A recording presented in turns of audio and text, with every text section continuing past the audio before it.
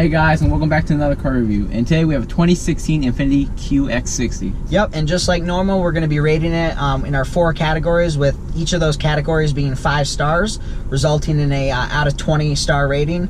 If you don't know what those 4 categories are, you can go back to one of our previous channels, or you can just stick around in this one to see what those 4 categories are. You'll catch along pretty quickly if you're new to the channel. And yeah, without further ado, let's get this started.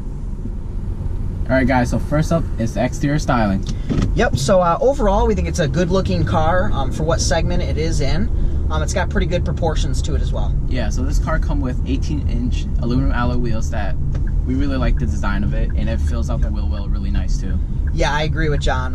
I think for how big this car is, the rims actually don't look too small on it. Would you agree? No, they're not small at all. Yeah, so moving on from that, you got LED headlights, you got LED taillights. One thing I particularly like about this exterior is the front end. Yeah, the front end has this really nice menacing look to it. Yeah. We really like the appearance of it. Yeah, it's got that big Infiniti emblem and kind of that menacing grille.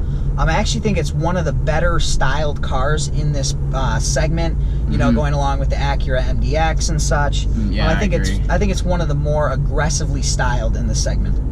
Alright, so moving on to the interior. Yep, so when you first step in the car, we both kind of noticed that's a pretty roomy interior. Yeah, so you have a 7-seater, 3-row passenger.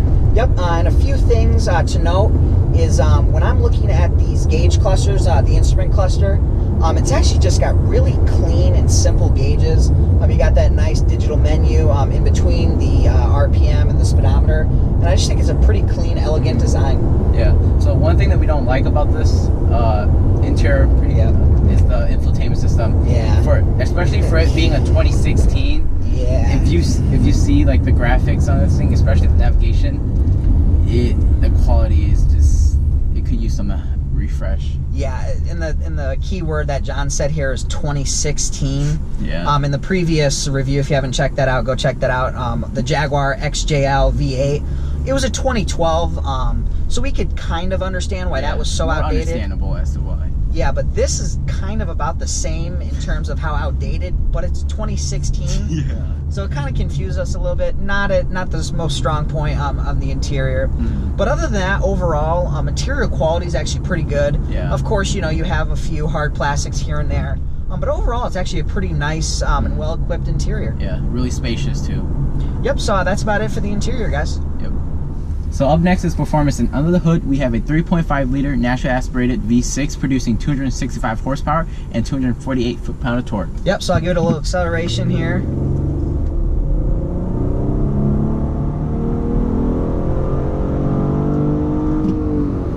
So definitely not the fastest car out there. It's got a CVT though, so that does not help it in that sense. Yeah. You got 4 driving modes. It's Snow, Eco, Standard, and Sport. And all those modes do are just mess with the CVT gear ratios. But yeah, behind the wheel, the steering is a little bit heavier than I'd imagined. Not bad by any means, just a pretty normal steering. The throttle and braking is actually pretty good, not too touchy, not too loose. So yeah, pretty normal from that standpoint. You know, it gets up to speed on the highway okay, it'll putt around town. It's not a performance enthusiast car by any means. Yeah, 0 to 60 in this thing is about 8 seconds. So. Yeah, so I mean that kind of shows you where it's at. Yeah. But yeah, moving on to the drivability, it's a pretty drivable car. Yeah, so as Mitch mentioned, it's a really drivable car for it, since it has all-wheel drive and good ground clearance. Yep, and out the front you got really good visibility. Out the rear and side you also have great visibility. Virtually no blind spots. You know, the seating position's really good. You're up high, you can see everything on the road. So yeah, overall just super drivable car. Yeah, it's a drivable car. Yep. Alrighty guys, so to wrap up for our final thoughts and ratings of the car, first off, we gave the exterior a 3.5 out of 5. Yep, and for the interior, we gave it a 3.5 out of 5 as well. Yep, and for performance, we gave it a 2 out of 5. And to wrap it up, we gave drivability a 5 out of 5. Yep, totaling a 14 out of 20 stars. So thanks for watching. Like, subscribe, share the channel, and we'll catch you in the next one. Yep, see ya. See ya.